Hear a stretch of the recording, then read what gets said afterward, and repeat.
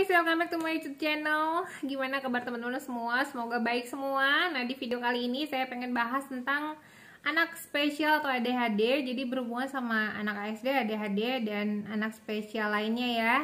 Kita ngobrol-ngobrol di sini, kita sharing pengalaman, dan saya juga akan jawab beberapa pertanyaan dari teman-teman semua.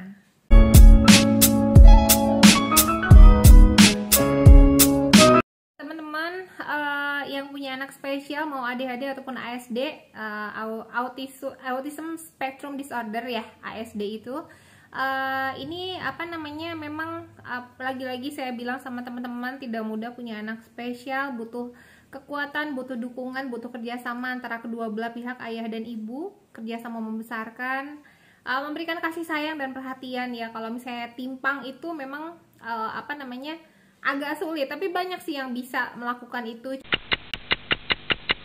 Pengen ngebahas tentang terapi ya guys. Saya kan beberapa kali sharing beberapa terapi di video ini, di channel YouTube saya. Ini memang karena kan sekarang lagi pandemi, jadi pandemi itu memang susah kita untuk mendatangkan terapis ke rumah. Mungkin ada yang ada yang memutuskan untuk mendatangkan terapis ke rumah atau tetap ikut di rumah sakit. Buka nggak ya? Kalau saya sih memang selama pandemi ini tidak melakukan terapi dimanapun. Jadi saya terapi anak saya sendiri. Jadi saya pengen sekali berbagi dengan teman-teman, makanya saya upload beberapa video terapi. Nah, untuk terapi yang dilakukan itu biasanya Rio melakukan terapi 45 menit kali 2. Jadi kalau misalnya pagi-pagi dia terapi 45 menit, terapi okupasi atau terapi sensori integrasi yang biasa saya sharing di di video-video sebelumnya. Itu terapi sensori integrasi kayak misalnya nangkep bola, atau misalnya dia pasang puzzle, atau dia pindahin minuman, air, atau pindahin benda padat gitu guys. Nah, nanti pada saat sore harinya saya akan terapi, tapi terapinya berbeda, jadi lebih kepada terapi wicara ya. Jadi terapi wicaranya itu sekarang Rio lagi belajar alfabet.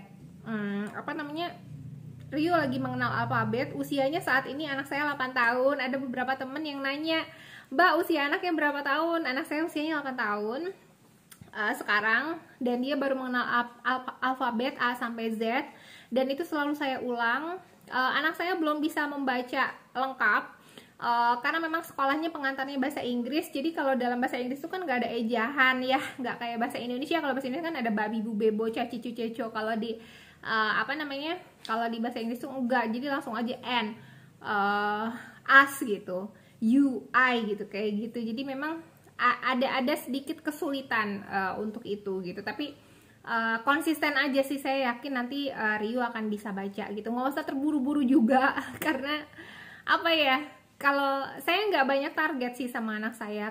Saya nggak mau terlalu menggantungkan harapan yang tinggi gitu. Saya dekatkan aja harapan dengan kenyataan biar nanti nggak sakit hati ya dengan hasilnya seperti itu.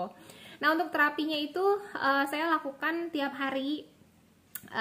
Tapi sebagai manusia normal, sejujurnya teman-teman, saya juga kadang suka malas, ada malesnya saya terapi Rio gitu. Kalau contoh misalnya saya lagi banyak kerjaan rumah, atau saya lagi banyak baking, saya nggak terapi kadang, atau saya minta tolong kakaknya aja buat belajar alfabet atau belajar mengenal tumbuhan, buah-buahan seperti itu. Jadi kan kayak misalnya dibeliin sama papinya itu buku-buku yang kecil yang kayak buat anak usia 3 tahun, pengenalan sayur, buah, alfabet segala macem.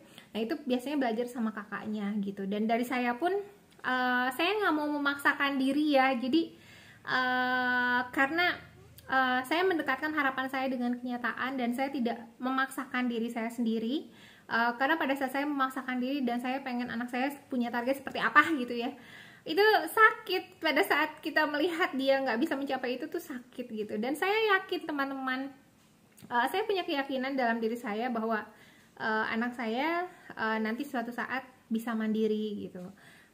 Terus dikasih keyakinan, dikasih afirmasi aja. Jadi kayak misalnya tiap kali bangun tidur gitu ya, bangun tidur itu anak saya biasanya saya bilang, "Rio hari ini baik, Rio hari ini pintar, Rio hari ini nurut sama mami, Rio mau belajar, mau sekolah," gitu. Terus sebelum tidur, "Rio anak baik," saya afirmasi terus. Jadi memang pada ke otaknya tuh nggak, secara tidak sengaja itu masuk ke alam bawah sadarnya bahwa dia baik, bahwa dia anak pintar, bahwa dia anak baik, dia nurut sama mami. Seperti itu guys.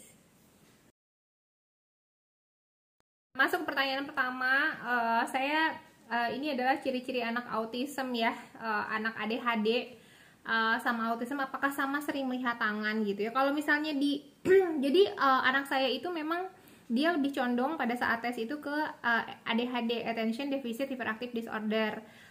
Jadi Ryu tidak melihat tangan, tapi dia lebih apa ya, lebih kalau misalnya ciri-ciri kayak misalnya dia senang lihat roda berputar, mainin roda itu ada, tapi sekarang udah nggak ada gitu. Terus anak saya itu lebih anak ADHD, anak saya itu cenderung lebih condong kepada dia cepat mengalihkan perhatiannya. Jadi pada saat ada sesuatu yang lebih menarik buat dia, dia lebih cepat teralihkan, cepat ke distract gitu. Kalau misalnya yang saya bilang di video sebelumnya, kalau untuk beberapa anak autism itu kan mereka kalau sudah suka sama satu ya satu aja, dan biasanya senang melakukan sesuatu yang berulang. Nah kalau anak saya yang ADHD ini justru dia nggak suka melakukan sesuatu yang berulang, kayak makanan pun anak saya pengennya ganti gitu. Jadi kalau sekarang pagi sarapannya oatmeal, 2 hari bolehlah makan oatmeal, besoknya dia minta ganti yang lain gitu guys. Dan dari Mami Uzan, Kak, kalau Ryu habis makan mie instan suka lebih aktif nggak Kak? Soalnya anakku kalau habis makan mie instan biasanya lebih aktif. Terus lagi ya, aku juga punya anak seperti Ryu, kadang suka aku aku nggak sabaran dengan anak aku Kak. Yang bikin aku sedih ketika melihat dia dengan temannya di sekolah terlihat berbeda. Mami nggak sendiri ya, saya juga sama. Jadi pada saat saya di sekolah, terus karena kan Ryu memang masuk ke sekolah yang biasa, sekolah normal, jadi teman-temannya normal semua, jadi kita kan pembandingnya sama anak normal ya, tapi nggak apa-apa gitu, itu kan pilihan saya gitu. Memang saya juga kadang suka sedih kalau misalnya lihat perkembangan dia itu tidak seperti anak-anak yang lain gitu. Yaitu yang tadi saya bilang, saya belajar mendekatkan harapan dengan kenyataan. Jadi ya anak saya memang spesial, saya terima dia apa adanya, saya mencintai dia apa adanya, dan pada saat saya bisa menerima dia apa adanya, saat saya mencintai dia apa adanya, memang perkembangannya itu jauh lebih signifikan ya, seperti itu. Ini dari Zaki Dila, anakku sudah hampir 1 tahun terapi, sedikit-sedikit ada perubahan, cuman kalau diperintah dia marah-marah, dilakuin tapi dia marah-marah atau nangis. Anakku 5 tahun Kak, didiagnosa ADHD hiperaktif. Anak kakak berapa tahun? Anak saya 8 tahun. Ya memang anak ADHD itu kadang dia susah mengontrol emosinya. Ryu juga sama, Ryu juga kalau misalnya dia suka suka jambak kalau misalnya dia kurang terapi atau dia jadi ciri-cirinya gini loh teman-teman. Kalau contoh Ryu itu kurang terapi, biasanya Ryu jambak, atau Ryu itu kayak nggak mau ngomong, jadi eye contactnya berkurang gitu. Nah makanya saya tuh selalu melakukan terapi, karena dengan terapi itu komunikasi dua arahnya dia signifikan perkembangannya. Terus dia juga marah-marahnya berkurang karena memang energinya tersalurkan kan, seperti itu gitu. Dan ya pentingnya terapi gitu, pentingnya terapi untuk anak-anak spesial gitu. Jadi dilakuin aja terapinya setiap hari, dan itu konsisten ya Mam, konsisten. Disediain waktu buat dia 45 menit atau 30 menit. Kalau saya biasanya 45 menit, tapi kalau saya lagi banyak waktu, saya nggak ada kerjaan, biasanya saya terapi aja, ngobrol aja sama dia gitu. Cuman memang ada kesulitan, semua orang pasti punya kesulitan, punya masalah. Anak saya juga agak susah nih, pengennya main handphone terus, terlebih sekarang di rumah terus, jadi pengennya main handphone gitu. Biasanya saya akalin.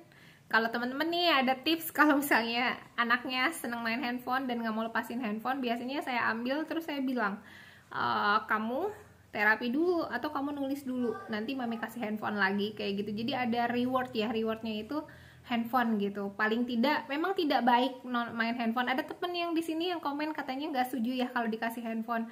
Ya memang tidak baik, cuman kita juga, saya sebagai seorang ibu juga agak kadang kalau papinya kerja kan saya mengurus sendiri gitu ya, agak kewalahan sebetulnya. Nah kalau misalnya udah seperti itu ya udah nggak apa-apa, cuman main handphonenya dikasih waktu dan itu sebagai reward gitu, dan dia melakukan sesuatu dulu baru dapat handphonenya. Ya teman-teman, untuk pertanyaan tentang anak spesial, terima kasih sudah komen. di sini, dan semakin banyak lagi komennya nanti biar saya semangat bikin videonya tentang anak spesial. Terus nanti saya juga akan bikin video untuk terapi ya, diikutin terus terapinya dan tetap konsisten melakukan terapi tiap hari ya. Thank you for watching dan bye bye.